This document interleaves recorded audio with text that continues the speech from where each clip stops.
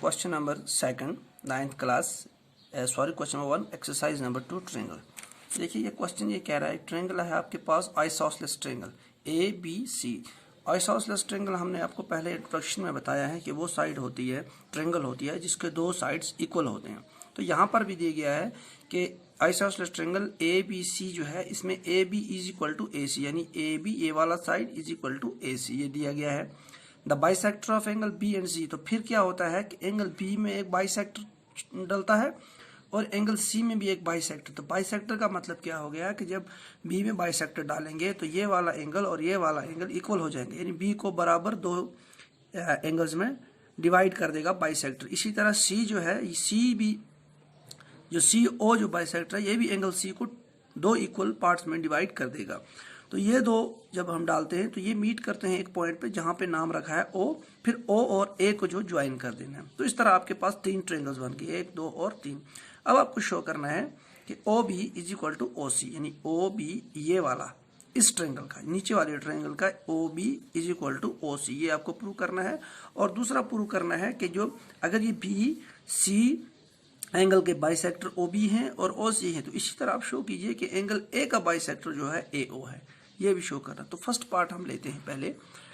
First part जो है हमारे पास O B is equal to O C, ये आपको शो करना है। तो इसके लिए हम जो है इस ट्रायंगल को हम कंसीडर करेंगे। देखिए हमारे पास गिवन क्या है, side A B is equal to A C, यानी इस ट्रायंगल बड़ी ट्रायंगल में ए बी सी में ये जो है side A is equal to A B is equal to A C, ये हमारे पास गिवन है। ठीक है, A C is equal to given है। अगर ये गिवन है तो इसमें हम एक और रूल लिख सकते हैं, ए बी के साइड में कौन सा एंगल है, angle C is equal to A C के अपोजिट में कौन सा एंगल है, एंगल बी। इसमें हम रीजन लिखेंगे, यह हम आपको पहले बताया है इंट्रोडक्शन में, आपने पढ़ा भी होगा कि जब दो साइड्स किसी ट्रायंगल के इक्वल होते हैं तो उनके अपोजिट साइड्स भी इक्वल होते हैं। ये रूल है ट्रायंगल की, ये एक ट्रायंगल के लिए रूल है कि अगर ट्रायंगल के दो साइड्स इक्वल होंगे, फॉर एग्जांपल ये साइड और इक्वल है, तो इनके जो एंगल होंगे, यानी इसका अपोजिट ये एंगल और इसका अपोजिट ये एंगल, तो ये दो भी आपस में क्या होंगे, इक्वल। तो यहाँ रीजन लिखेंगे हम,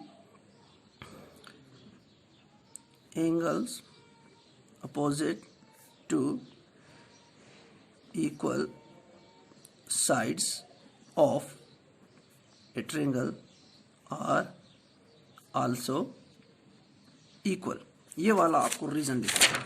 अगर A B is equal to A C है तो इनके अपोजिट साइड भी एंगल भी क्या होंगे, इक्वल। ठीक है, तो हमारे पास क्या हो गया, एंगल ए बी सी और ए सी बी भी क्या हो गया, इक्वल। हम इसको लिख सकते हैं क्योंकि सी वाला जो एंगल है हम इसको लिखेंगे सीधा ही एंगल ए सी बी, क्योंकि ये पूरी ट्रायंगल है अभी, A C B is equal to angle A B C. क्यों, क्योंकि ये तो यही इसी का रीजन है। ठीक है, ये अब क्वेश्चन में बताया गया है कि बी जो है B O bisector angle B का है और सी ओ बाइसेक्टर एंगल सी का है। तो अब इनको हम हाफ कर देंगे, यानी ए सी बी को हाफ करेंगे। Half of angle A C B is equal to half of angle A B C, यानी दोनों तरफ से हमने हाफ लगाया है। इसमें आपको ध्यान रखना है, मैं हमेशा बताता हूँ, जब भी इज इक्वल टू के राइट और लेफ्ट में आप कुछ ऐड करो या प्लस करो तो इसमें फर्क नहीं आना चाहिए। देखिए अगर -1/2 काट देते हैं, यानी ये हटा देते हैं, तो फिर यही आ जाता है, तो इसमें कोई फर्क नहीं। अब देखिए ए सी बी का हाफ क्या है, एक तो ये और ये आएगा, तो अगर इसका हाफ करेंगे तो हमारे पास दो एंगल आएंगे, ए सी ओ और ओ सी बी। इसी तरह इसका हाफ किया, ए बी ओ और ओ बी सी। तो चूंकि हमें ये वाली लाइन चाहिए तो हम ये नीचे वाला ये वाला एंगल है, एक साइड से ये एंगल लेंगे, एक साइड से ये एंगल लेंगे।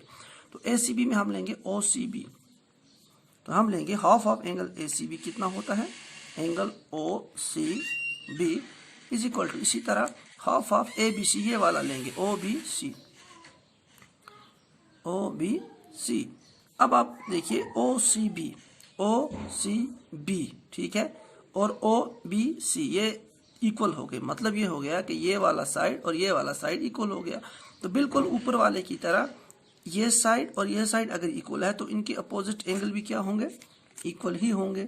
तो चूंकि ओ सी बी एंगल क्या है, ओ बी सी, ये आपस में इक्वल आ गए, तो इसका मतलब है कि इसका अपोजिट यहाँ पर हमें साइड इक्वल थे तो एंगल अपोजिट आए, एंगल भी इक्वल आ गए। अब यहाँ पर हमारे पास एंगल है, यानी एंगल इक्वल आ रहे हैं तो मतलब साइड भी इक्वल होंगे। तो पहले देखेंगे हम एंगल ओ सी बी जो है, ओ सी बी, इसके अपोजिट साइड कौन सा आता है, ओ बी। तो हम कह सकते हैं therefore side O B is equal to O B C के, ओ बी सी यानी इस एंगल के अपोजिट साइड कौन सा आ रहा है, ओ सी, ओ सी, ठीक है।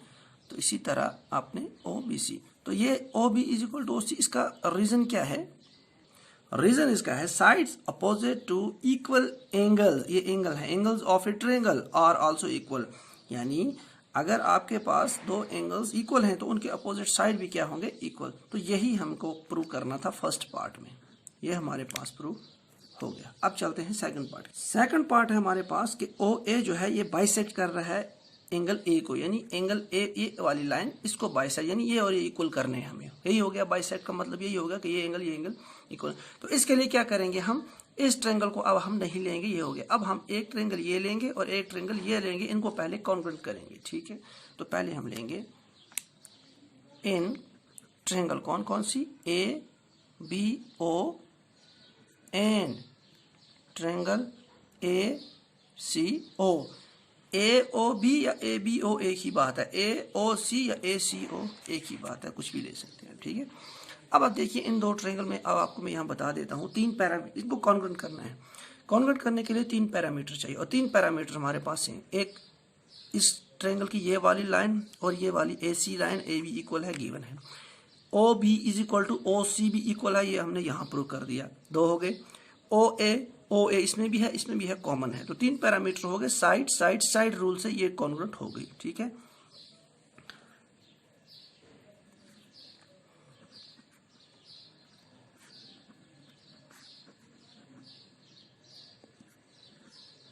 गिवन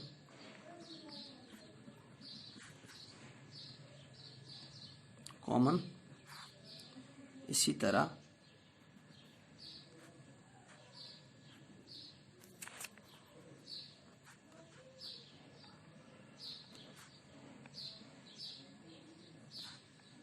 ठीक है। ए बी ए सी गिवन है, ओ ए कॉमन है, O B is equal to O C, ये प्रूव किया है। तो हम कह सकते हैं therefore triangle A B O is congruent to triangle A C O. किस रूल से, साइड साइड साइड रूल की वजह से ये ट्रायंगल क्या हो गई, कॉन्ग्रुएंट हो गई, ठीक है। तो जब ये दो ट्रायंगल कॉन्ग्रुएंट हो गई तो इनके ये वाला, इसका ये एंगल और इसके साथ यानी ये दो एंगल भी, इस ट्रायंगल का ये और इस ट्रायंगल का ये इक्वल होंगे, एंगल भी क्या होंगे, इक्वल होंगे। तो अगर ये दो इक्वल हैं तो मतलब क्या है कि ओ ए इसको बाइसेक्ट कर रही है। तो इक्वल का, क्योंकि जब बाइसेक्ट करती है तो एंगल ए कितने हिस्सों में तकसीम होगा, इक्वल दो पार्ट्स में। तो यहाँ पर भी इक्वल पार्ट्स हैं, तो मतलब ओ ए क्या कर रही है, ये इसको बाइसेक्ट कर रही है। तो हम कह सकते हैं there we can say OAB, angle OAB is equal to angle OAC।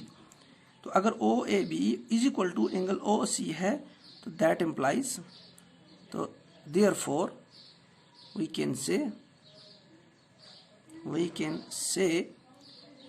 OA जो है वो बाइसेक्ट करती है एंगल ए, ठीक है। ये हमारे पास क्वेश्चन क्या करना था, प्रूव करना।